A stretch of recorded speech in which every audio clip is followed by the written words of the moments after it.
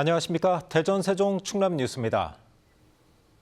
21대 대통령 선거가 나흘 앞으로 다가온 가운데 어제와 오늘 진행된 사전투표 열기가 지역에서도 뜨거웠습니다. 평일임에도 대전과 세종, 충남 유권자 110여만 명이 참여했는데 투표율은 지난 대선보다 조금 낮았습니다. 첫 소식 최선준 기자입니다. 사전투표 둘째 날에도 투표소에는 긴 줄이 늘어섰습니다. 점심시간에 짬을 내 투표소를 찾은 직장인들부터 생애 첫 투표를 하는 청년들까지 모두 간절한 마음으로 소중한 한 표를 던졌습니다. 상당히 나라도 어렵고 그렇지 않습니까? 그래서 이 국가를 위해서 정말로 진실로 좀 일해줄 수 있는 분들이 좀 대통령으로 당선이 됐으면 좋겠습니다. 투표를 하는 자리가 처음이다 보니까 좀 더 책임감을 갖고 있는 주변 친구들이 좀 많은 것 같아요. 경제가 조금 성장이 다시 됐으면 좋겠는 마음이에요. 어제부터 대전과 세종, 충남 지역 투표소 317곳에서 진행된 사전 투표를 집계한 결과 대전은 33.8%, 세종 41.1%, 충남 32.3%를 기록해 지난 대선보다 대전은 2.7%포인트, 세종 3%포인트, 충남은 2.3%포인트가량 낮았습니다. 주말이 포함됐던 지난 대선 사전투표와 달리 평일에 치러진 사전투표라는 한계가 있었지만 유권자들의 참여 열기는 뜨거웠습니다. 6개월 정도 많이 기다렸던 것 같아요. 그러니까 내란 종식 때문에도 그렇고 그래서 좀 하루 빨리 좀 나라가 좀 바뀌어야 된다는 생각이 많이 컸던 것 같아요. 그래서 6월 3일까지 기다릴 수가 없었어요. 광화문에서 이제 그런 식으로 시위도 하고 이렇게 보면 저희의 의사를 표현을 했지만 어떻게 보면 제일 정확하게 표현되는 건 투표거든요. 그래서 저는 지금 투표를 꼭 해야 된다고 생각했고 오늘을 이제 기다렸어요. 한편 더불어민주당 대전시당은 사전투표소 인근에서 카메라를 설치해 유권자를 촬영한 A씨 등 5명을 경찰에 고발했습니다. 민주당은 이들이 어제 대전시 가야마동 사전투표소 인근에서 유권자를 촬영하고 사전투표 전산 조작을 검증하라는 표말을 게시하는 등 소란을 피워 선거를 방해했다고 주장했습니다. KBS 뉴스 최선중입니다. 더불어민주당이 인도네시아 출장 중 이재명 대선 후보를 향해 비판 발언을 한 김태흠 충남지사를 검찰에 고발했습니다.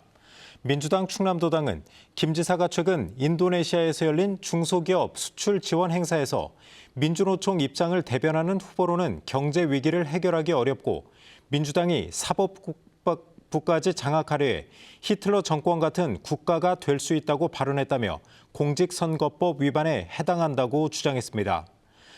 충남도는 김 지사가 해외 출장 중이어서 이에 대한 공식 입장을 내기 어려운 상황이라고 밝혔습니다.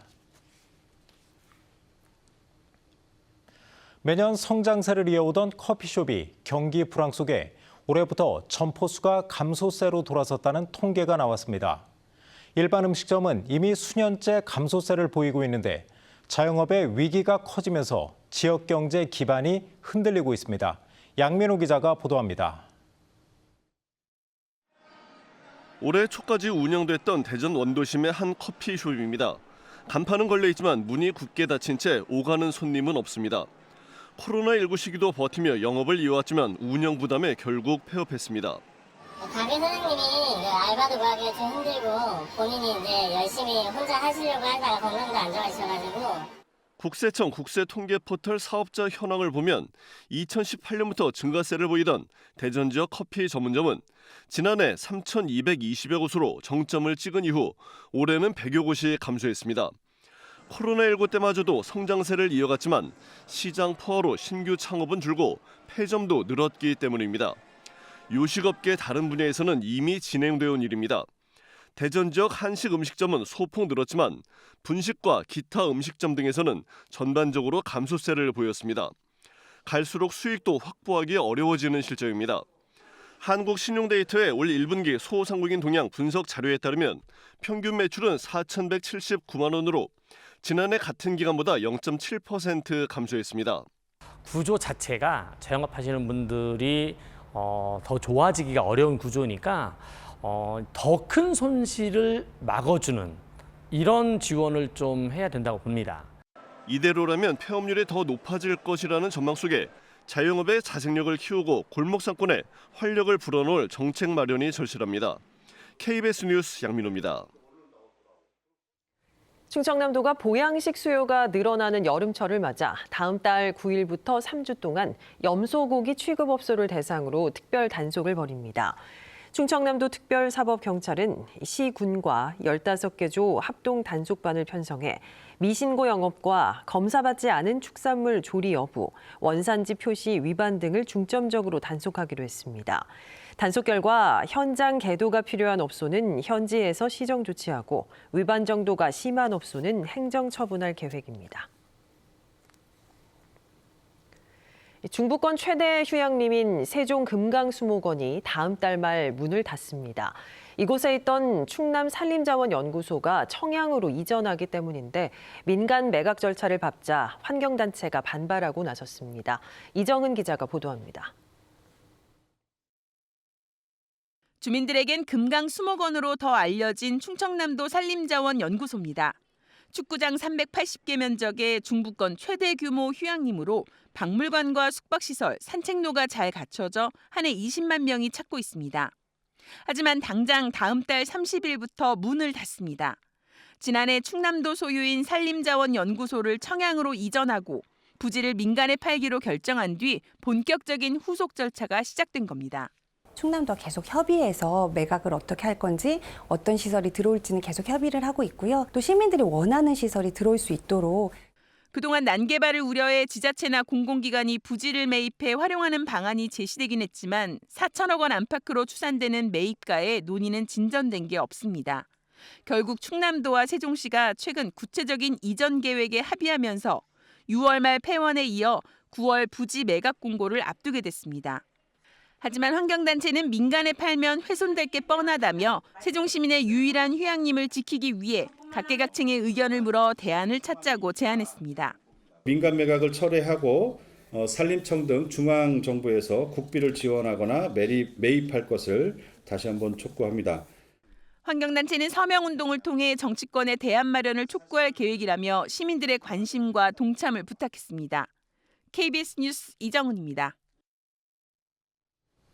천안시가 올해부터 농업 관련 질환 예방을 위해 여성 농업인의 특수 건강검진 비용의 90%를 지원하는 사업을 시행합니다. 이 사업은 농약 중독, 근골격계, 심혈관계, 폐질환 등 여성 농업인에게 생길 가능성 있는 질병을 진단하고 관리하도록 돕는 내용입니다. 천안에 주소를 둔 1955년에서 1974년생 여성 농업인 가운데 홀수년도 출생자는 행정복지센터에 신청하면 되고 본인 부담 비용은 22,000원입니다. 홍성은 한우와 새조개 같은 먹거리로는 잘 알려져 있지만 그동안 즐길 거리는 부족하다는 평가를 받아왔습니다. 하지만 최근 홍성 해안을 중심으로 관광시설들이 속속 들어서면서 서해안의 새로운 관광 명소로 주목받고 있습니다. 박병준 기자입니다. 하얀 백사장 옆으로 형형색색 산책로가 이어집니다. 구부러진 해안을 따라 무지개처럼 만들어진 산책로는 바다와 숲, 모래사장이 어우러진 풍경을 선사합니다. 중간중간 백사장에 내려가 쉴 수도 있습니다. 길이 잘 돼 있어가지고 좀 알록달록하고 깔끔해져가지고 좋고요. 아이들이 일단 좋아하는 게 가장 오기 좋은 메리트라고 생각해요. 1.3km 길이의 산책로 끝에는 분수공원이 자리 잡고 있습니다. 6,600제곱미터. 국내 최대 물놀이형 음악 분수는 주말마다 대형 물놀이장으로 바뀝니다. 옆에는 바다를 바라보며 뛸 수 있는 초대형 트램펄린도 설치돼 아이들에게 인기입니다. 이 분수공원에서 차로 5분 거리 65m 높이의 스카이타워가 우뚝 서 있습니다. 정상에 오르면 태안 안면도부터 천수만까지 한눈에 내려다볼 수 있습니다. 전망대 바닥이 이렇게 유리로 만들어져 마치 하늘을 건넨 것 같은 느낌을 받을 수 있습니다. 홍성 서부 해안에 최근 2년 새 완공된 관광시설들입니다.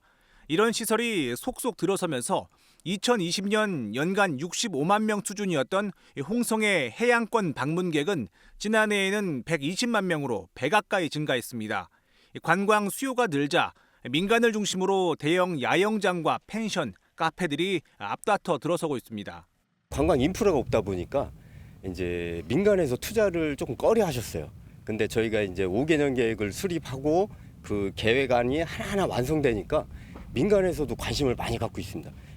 홍성군은 야간 경관 시설과 각종 편의 시설을 추가로 조성해 내년에는 관광객 200만 명 유치를 목표로 하고 있습니다. KBS 뉴스 박병준입니다. 지난 2월 대전의 한 초등학교에서 김하늘 양이 교사에게 살해된 사건과 관련해 교육부가 대전시 교육청에 해당 학교장의 중징계를 요구했습니다. 교육부 조사 결과 학교장은 사건 발생 며칠 전 가해교사 명재환이 자신의 컴퓨터를 파손하고 교사에게 위협적인 행동을 해 대전시 교육청으로부터 경찰 신고를 권유받았지만 신고하지 않은 것으로 드러났습니다. 또 사건 당일 명재환의 근무지 이탈을 파악하지 못하는 등 학교장으로서의 책임을 다하지 못한 것으로 교육부는 파악했습니다. 오늘 아침 8시 15분쯤 대전시 복명동 민간 임대아파트 건설 현장에서 60대 탁송기사 A씨가 중장비 부품에 깔려 숨졌습니다. 경찰 조사 결과 A씨는 화물차에 싣고 온 부품을 내리기 위해 고정잘지를 풀던 중 높이 9m, 무게 2.5톤의 원형 기둥이 떨어져 아래에 깔린 것으로 파악됐습니다. 경찰과 노동당국은 시공사와 현장 관계자들을 상대로 업무상 과실치사와 중대재해처벌법 위반 여부 등을 조사하고 있습니다. 오늘 오전 8시 반쯤 서천군 홍원항에 설치된 경사로에서 어획물을 싣고 있던 6.5톤 화물차가 바다로 미끄러져 빠졌습니다. 뉴스를 마칩니다. 여러분 고맙습니다.